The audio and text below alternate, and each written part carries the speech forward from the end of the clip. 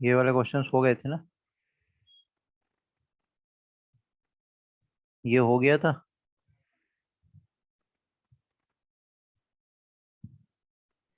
Yes sir word.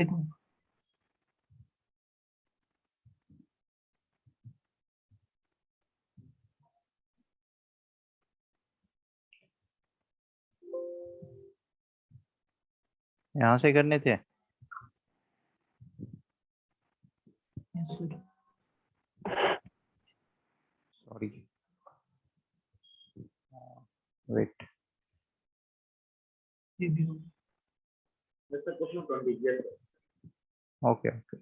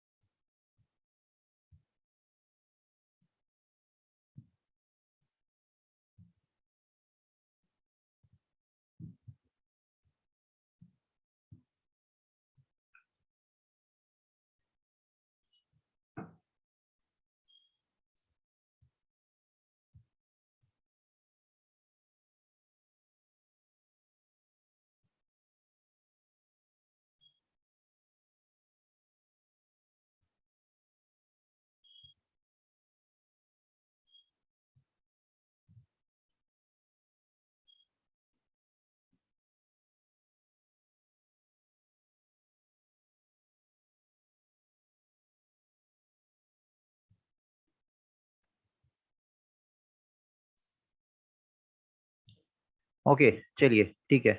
जल्दी जल्दी देखते चलते हैं और जल्दी जल्दी मैं आपको बताते हुए चलता हूँ। अच्छा। कलर डालना चाहिए ना।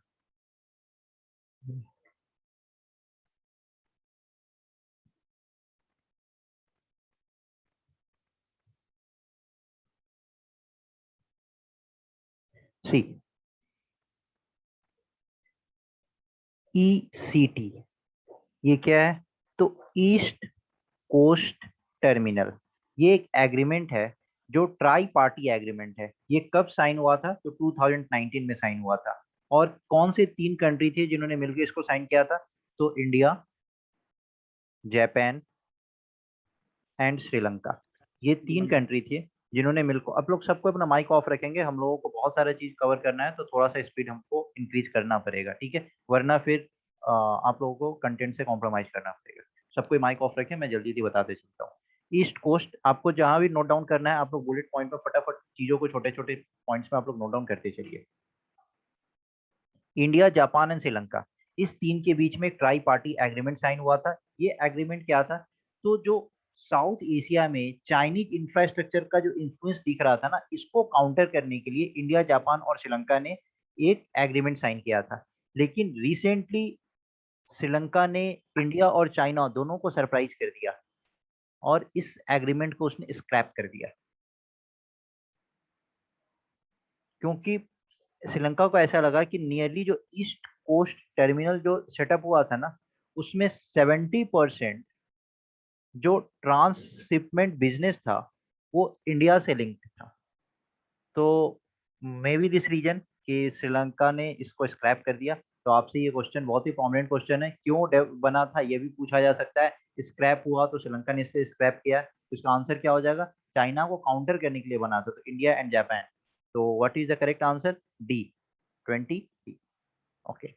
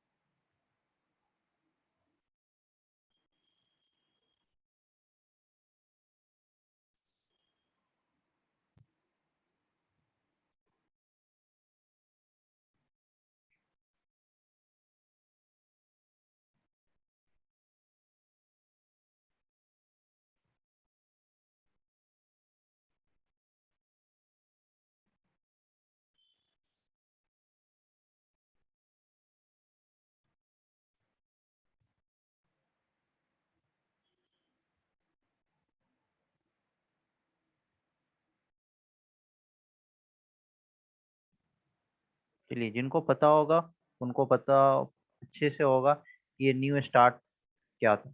एक स्ट्रेटजिक आर्म्स रिडक्शन ट्रीटी जिसको यूएस ने अभी एक्सटेंड किया है। ये एक न्यूक्लियर आर्म रिडक्शन ट्रीटी है बिटवीन विच टू कंट्री, तो between the two super power, that is Russia and USA. USA and Russia. ये न्यू स्टार्ट किसको रिप्लेस किया था? तो ट्रीटी ऑफ मॉस्को को रिप्लेस किया था। Treaty of Moscow. ठीक है, तो बस याद रखेंगे आप लोग। चलिए,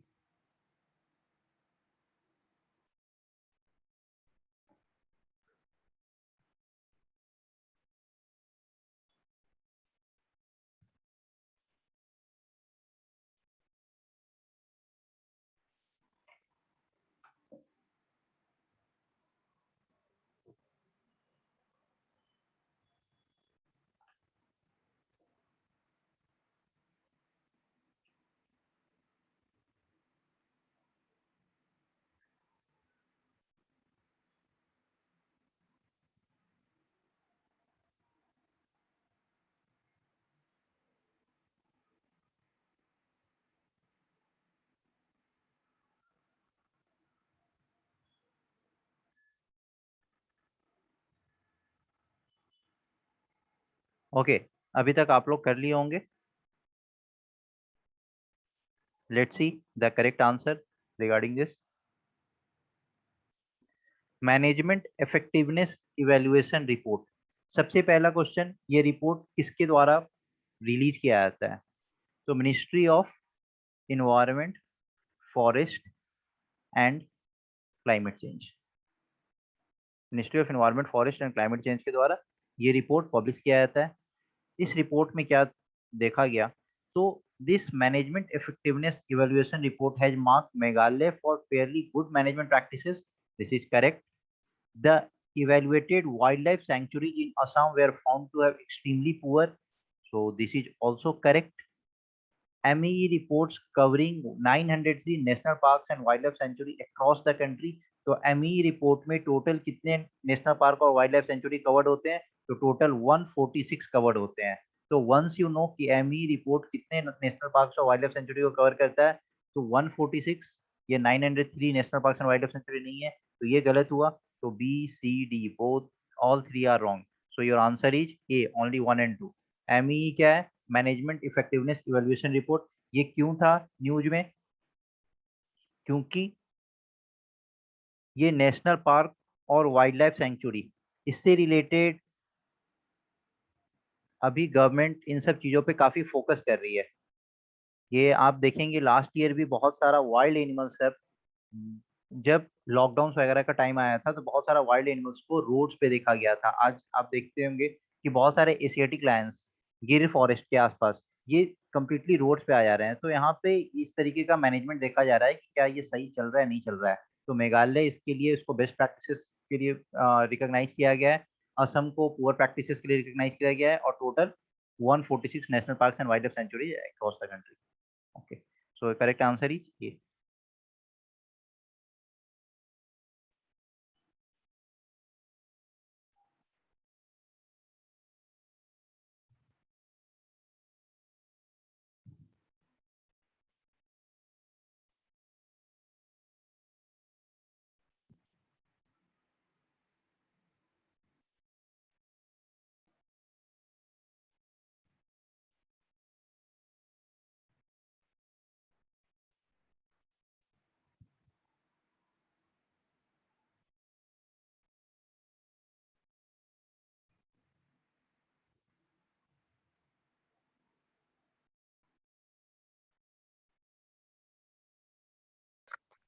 चलिए, let's see the correct answer. ये न्यूज में क्यों था IUCN status of great one horn rhino? क्योंकि इससे रिलेटेड क्या था कि यहाँ पे वन हॉर्न राइनो ने एक स्टाफ को किल कर दिया था। और ये कहाँ पे, क्यों, तो कहाँ का ये फेमस है वन हॉर्न राइनो? तो आप लोगों ने ज्योग्राफी में पढ़ा होगा, Kaziranga national park. Kaziranga national park. ठीक है। वन हॉर्न राइनो से रिलेटेड एक Asian rhino range country, range country, कभी कभी क्वेश्चन इस पे बनता है कि which of these are Asian rhino range country. तो क्या आप लोग नाम बता सकते हैं कि कौन कौन सा एशियन राइनो रेंज कंट्री होता है? तो चलिए, इंडिया, इंडिया से एक आपका ये वाला भूटान पार्ट, फिर ऐसे सिक्किम, और फिर ये नेपाल का पार्ट, ये नेपाल और ये भूटान वाला पार्ट। तो इंडिया, नेपाल, भूटान, ये तो एकदम याद रखना ही रखना है, ठीक है। इसके बाद आपका आता है मलेशिया एंड इंडोनेशिया। यही 5 एशियन राइनो रेंज कंट्री कहे जाते हैं, ठीक है। तो IUCN status of great one horn rhino, इसका अभी आईयूसीएन स्टेटस क्या है? तो दिस इज वल्नरेबल। ये क्या है? वल्नरेबल। ये सब आईयूसीएन स्टेटस चेंज होते रहता है, तो आपको इस साल के लिए वन हॉर्न राइनो पे अगर क्वेश्चन आता है तो दिस इज वल्नरेबल, आपको याद रखना है, ठीक है। चलिए, let's move to the next question.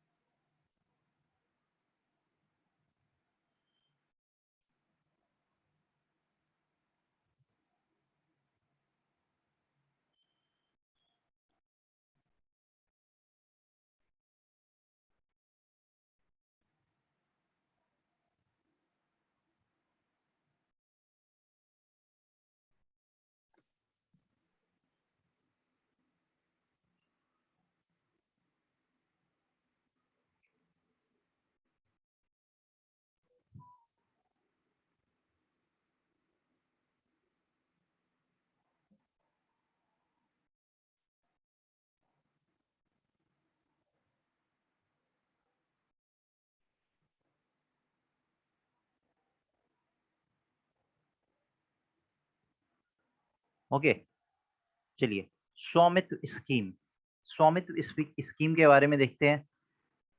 पहले तो स्वामित्व स्कीम का फुल फॉर्म पता होना चाहिए। इसका फुल फॉर्म क्या है? तो स्वामी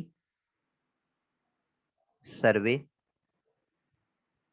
of villages with improvised technology.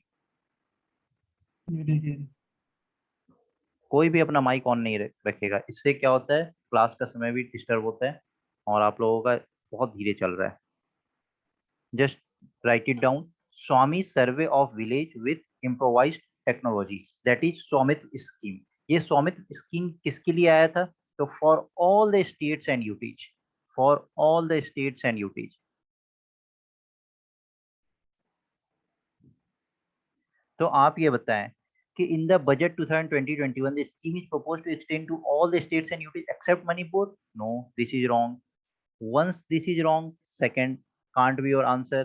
So C, only 1 and 3 is the correct answer. This aim is to provide an integrated property validation solution for rural India. बिल्कुल सही बात है। इसका एम क्या है? प्रॉपर्टी जो स्वामित्व स्कीम किसके लिए? स्पेशली फॉर विलेजर्स, ये विलेज के लिए है, ठीक है। तो ये हर स्टेट्स और यूटीज में ये स्वामित्व स्कीम लगाया जाएगा, तो वहां पे प्रॉपर्टी का प्रॉपर वैलिडेशन हो पाए फॉर रूरल इंडिया, ये इंपॉर्टेंट होता है बहुत। आपने देखा होगा रूरल इंडिया में लोगों के पास कागज नहीं होता है, बहुत सारा प्रॉपर्टी डिस्प्यूट्स वगैरह चल रहा होता है। अर्बन इंडिया में तो फिर भी लोगों के पास हर तरीके का एक्सेस होता है, बट रूरल एरिया में इस तरीके का टेक्नोलॉजी भी इम्प्रोवाइज नहीं है, तो उस पर ये सब चीज अभी फोकस किया जा रहा है। तो it is specially for rural India, this is not for urban India. अगर ये क्वेश्चन अर्बन इंडिया पे आ जाएगा तो ये गलत हो जाएगा। ये रूरल इंडिया के लिए स्कीम लाया गया है, ठीक है। और it comes under the ministry of Panchayati Raj. तो आप देख सकते हैं कि ये रूरल इंडिया का बात है तो मिनिस्ट्री ऑफ पंचायती राज इसमें रहेगा ही रहेगा, ठीक है। इसको पायलट बेसिस पे 6 स्टेट्स में इसको लॉन्च किया गया है। वो कौन कौन सा स्टेट्स है? हरियाणा, कर्नाटका, मध्य प्रदेश, महाराष्ट्र, उत्तर प्रदेश एंड उत्तराखंड। okay. इसी 6 स्टेट्स में अभी इसको पायलट बेसिस पे लॉन्च किया गया है।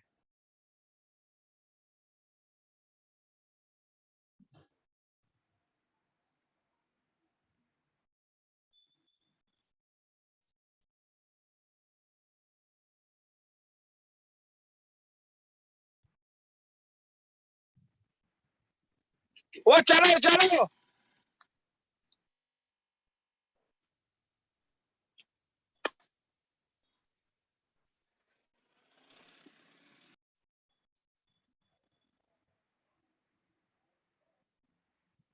माइक किसका ऑन है? माइक ऑन रखने का भी जरूरत क्या है?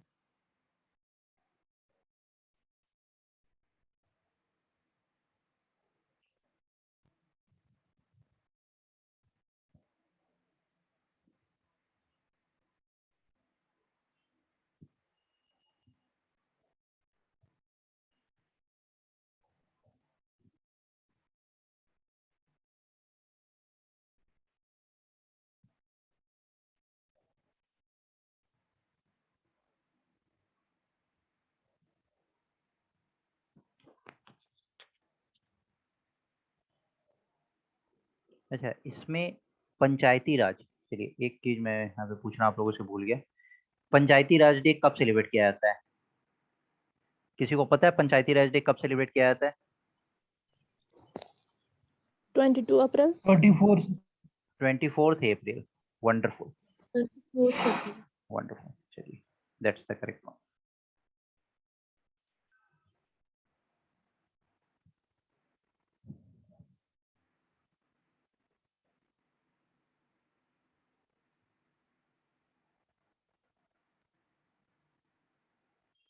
चलिए इसका आंसर हम लोग देखते हैं। Consider the following statement about India France relation. तो इंडिया फ्रांस के बीच में ये एक्सरसाइज पे क्वेश्चन पूछा गया है। अब यहाँ पे मैंने शक्ति एक्सरसाइज यहाँ पे दिया है, बट अभी कौन सा रीसेंट एक्सरसाइज हुआ था इंडिया और फ्रांस के बीच में, तो उस एक्सरसाइज के बारे में सबको पता होगा। एक्स वरुणा डेजर्ट, अरे नहीं रुना, X desert knight 21, this was the exercise between India and France. ये याद रखिए, इस नाम को बहुत बार आपने पेपर में देखा होगा, एक्स डेजर्ट 921। नेवल एक्सरसाइज भी था ये इसके ना साथ वरुणा। अगर आप लोग माइक ऑन रखेंगे, इस तरीके से करेंगे, तो फिर मैं उतना क्वेश्चंस नहीं करा पाऊंगा जितना कराना है। आपको जितना एक्सरसाइज पढ़ना है गूगल पे पढ़ ले, ठीक है? बहुत सारे एक्सरसाइज होता है, जो इंपॉर्टेंट हो उसी को कराएंगे। आप लोग देखिए कितने दिन से क्लासेस चल रहा है, 30 क्वेश्चंस का टारगेट अभी तक फुलफिल नहीं हुआ, 50 क्वेश्चंस हम लोग कहाँ तक पहुंचेंगे? अगर एक स्टूडेंट क्लास में बोलेंगे तो फिर सब बोलेंगे ना। और ये चीज किसी ने लास्ट क्लास में पॉइंट आउट भी किया था।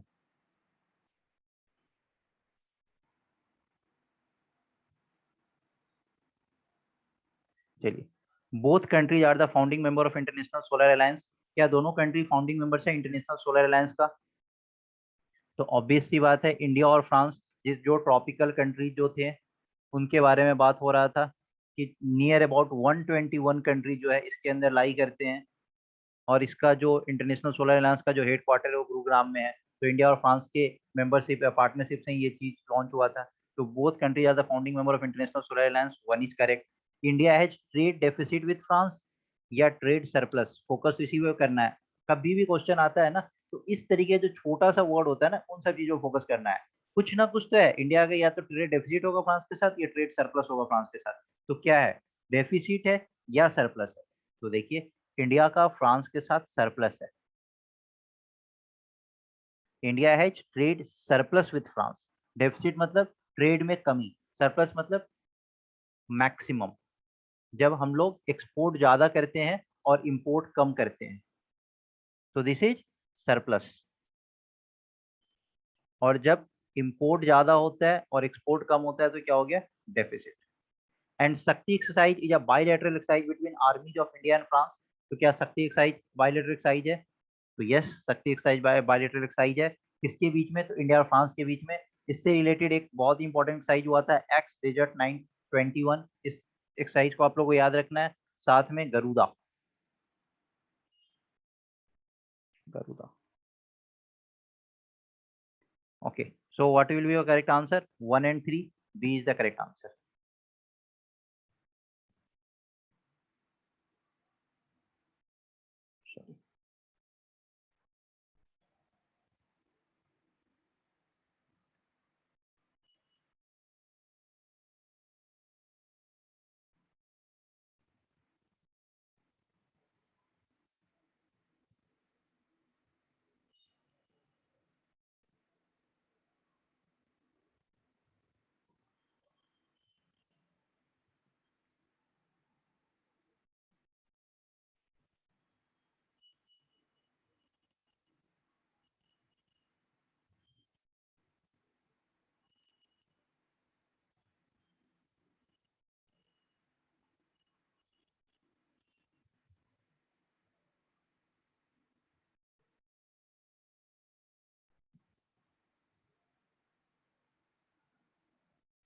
चलिए आत्मनिर्भर स्वस्थ भारत योजना के बारे में देखते हैं। तो ये सेंट्रल सेक्टर स्कीम है या सेंट्रली स्पॉन्सर्ड स्कीम है? तो it's a centrally sponsored scheme. आत्मनिर्भर स्वस्थ भारत योजना, क्यों इस स्कीम पर अब इतना फोकस किया जा रहा है? तो कुछ दिन पहले हम लोगों ने एमसीक्यू के थ्रू ये कवर किया था ना कि एफडीआई में, सॉरी, जीडीपी में 1% से 3% इंक्रीज करने का बात किया जा रहा है। In terms of health sector को प्रायोरिटी दिया जा रहा है, क्योंकि पोस्ट कोविड बहुत सारा सिनेरियो चेंज हो गया है, तो इस चीज पे फोकस किया जा रहा है। ठीक है, तो regarding this, the scheme aims to establish integrated public health labs in all the district. This is correct. ये स्कीम क्या एम कर रहा है कि जितना भी इंटीग्रेटेड पब्लिक हेल्थ लैब्स होगा ना सारे डिस्ट्रिक्ट में, वहां पे इस स्कीम को एस्टैब्लिश किया जाएगा। Scheme aims to establish 9 biosafety level 3 laboratories and 4 regional national institutes of virology। तो इस स्कीम के थ्रू जो भी इंटीग्रेटेड पब्लिक हेल्थ लैब्स होगा ना, वहां पे क्या एस्टेब्लिश किया जाएगा? तो बायो सेफ्टी लेवल 3 लेबोरेटरी वहां पे एस्टेब्लिश किया जाएगा और 4 regional national institute of virology establish किया जाएगा इस स्कीम के थ्रू। तो ये आत्मनिर्भर स्वस्थ भारत योजना, अभी इस बार का जो बजट था, वो बजट सबसे ज्यादा किस पे फोकस किया था? हेल्थ पे फोकस था उसका, और दूसरा एजुकेशन सिस्टम पे फोकस था। जैसे आप अभी देखेंगे कि एकलव्य से related Eklavya model school, then Sainik school model, इन सब पे गवर्नमेंट ने बहुत सारा फोकस किया इस बार के बजट पे। तो इस बार का बजट स्पेशली एजुकेशन सेक्टर और हेल्थ सेक्टर पे फोकस हम लोगों को देखने को मिला है। ठीक है, इस स्पेशली इस स्कीम के लिए गवर्नमेंट ने कितने करोड़ का आउटले निकाला है? तो 64,180 करोड़। क्या ये एक साल का है? नहीं, इतना बड़ा कैसे हो सकता है एक साल के लिए? तो this is over 6 years. 6 years में इतना पैसा इस चीज पे स्पेंड किया जाएगा आत्मनिर्भर स्वस्थ भारत योजना पे। This is regarding public health. अगर आपको इतना भी याद है this is regarding public health, तो आपका काम चल जाएगा, क्योंकि आप यहाँ पे देखेंगे public health labs in all the district. तो this is correct.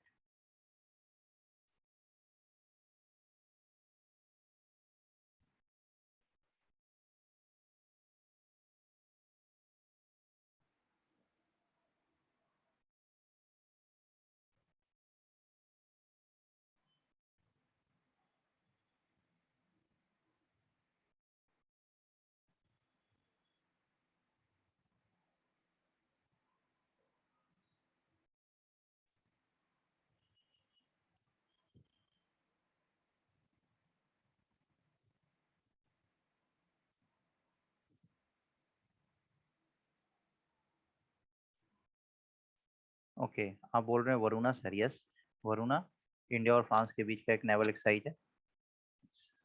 Good.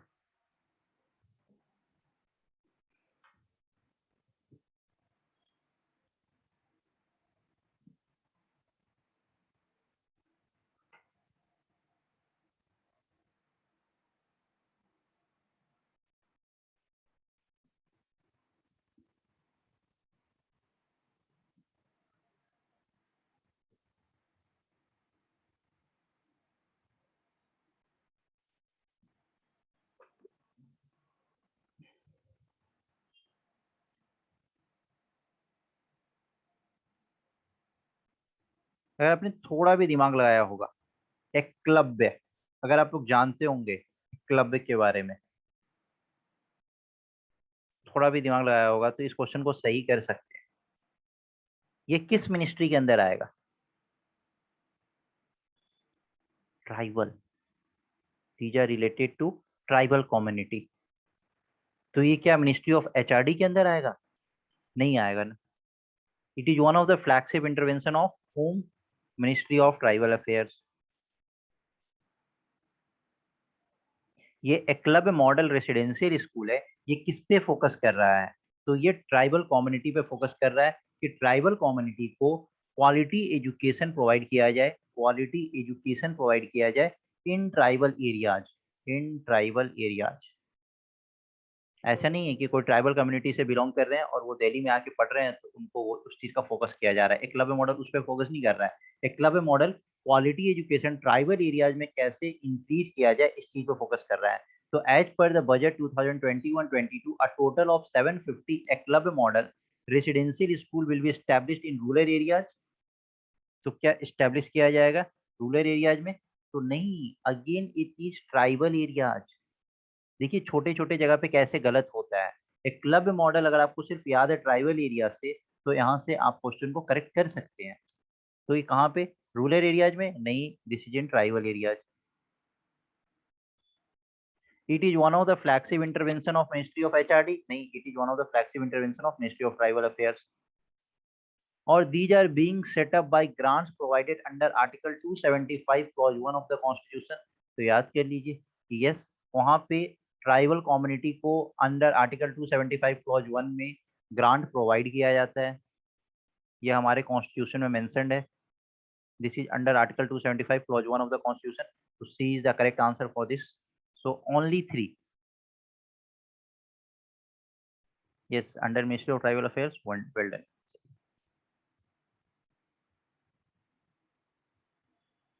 Oh, sorry.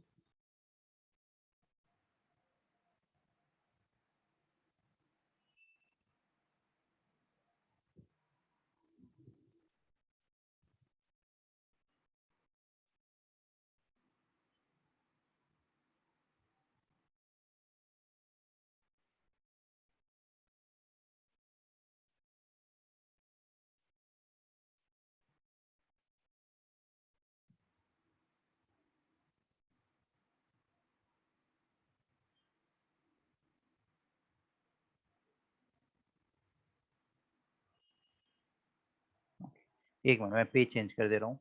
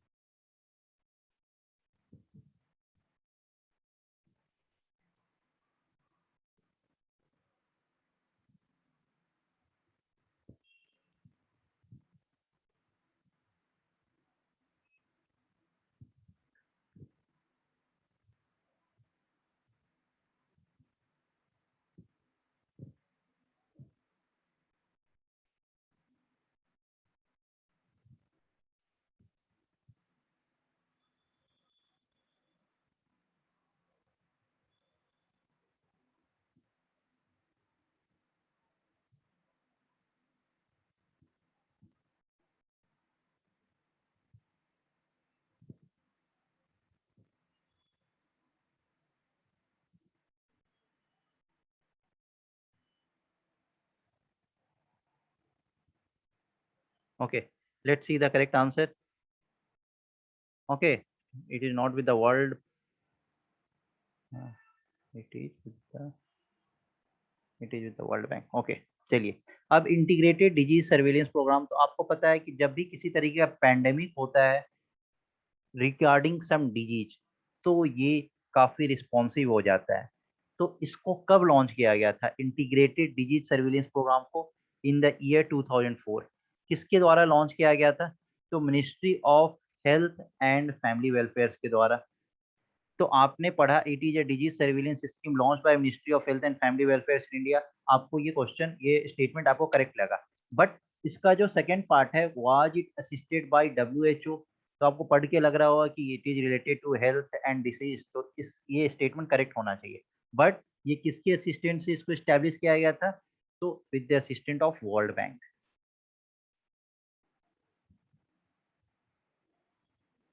जब एपिडेमिक बहुत प्रोन हो जाता है, महामारी जो अभी चल रहा है, थोड़ा सा अभी उसका रफ्तार रुका है, but still it is, we are in the middle of this.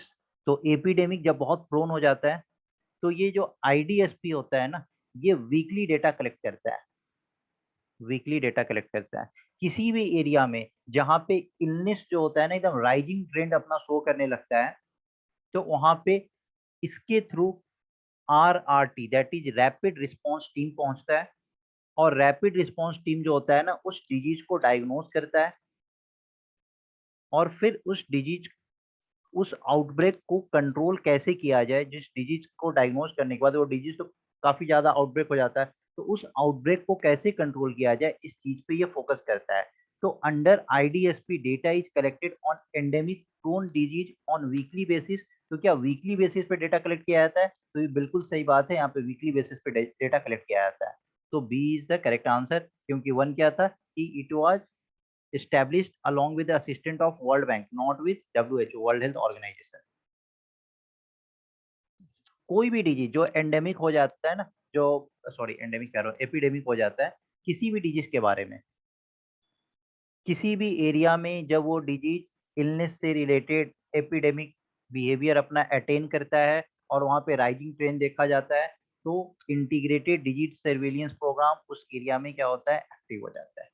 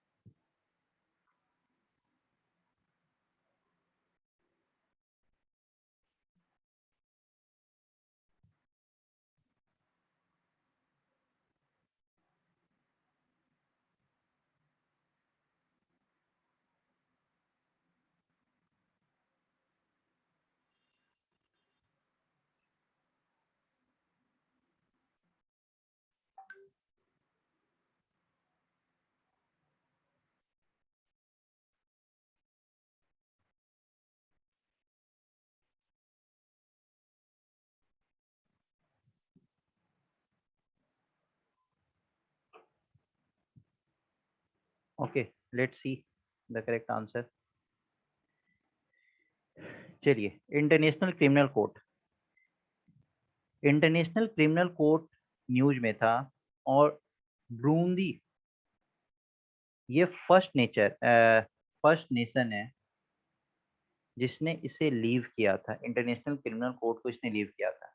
इसके पीछे क्लेम क्या था? इंटरनेशनल क्रिमिनल कोर्ट के पीछे क्लेम क्या लगाया गया था कि ये अनफेयरली अफ्रीकन्स पे टारगेट कर रहा है, अनफेयरली अफ्रीकन्स पे टारगेट कर रहा है। ये एक तरीके का क्लेम लगा था और इससे रिलेटेड एक आर्टिकल आया था। ठीक है, ये क्या है इंटरनेशनल क्रिमिनल कोर्ट?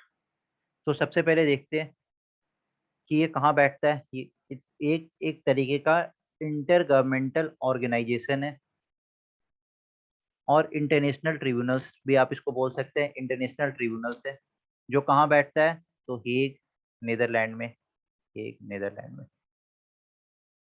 ठीक, आईसीसी का जो जुरिस्डिक्शन है ये किससे रिलेटेड है? तो ये किसी भी इंडिविजुअल्स को प्रोसिक्यूट करता है किस फील्ड में? तो अगर इंटरनेशनल क्राइम हुआ है related to genocides, crime against humanity and war crimes, तो ये इंडिविजुअल्स को प्रोसिक्यूट करता है। तो ये स्टेटमेंट ये बिल्कुल करेक्ट है। It has the jurisdiction to prosecute individuals for the international crimes of genocide, crimes against humanity and war crimes. India became first country ever to leave the ICC। क्या India पहला ऐसा country बना है जिसने ICC को छोड़ा है? तो नहीं। कौन सा पहला कंट्री है? बुरुंदी। तो आपका ये स्टेटमेंट 3 क्या होता है? रॉन्ग हो जाता है, और ये स्टेटमेंट 3 आपका रॉन्ग हो गया। ठीक है, और ये primary judicial branch of the United nation है। क्या ये primary judicial branch of the United nation है? ये इंटरनेशनल कोर्ट ऑफ जस्टिस का बात नहीं हो रहा है, इंटरनेशनल क्रिमिनल कोर्ट का बात हो रहा है। ये यूएन का कहाँ से बात हो जाएगा, primary judicial branch of the United nation? तो दिस इज ऑल्सो रॉन्ग। तो 1 and 3 इज रॉन्ग। तो आपका आंसर क्या होगा? आपसे पूछ रहा है कि विच ऑफ दीज आर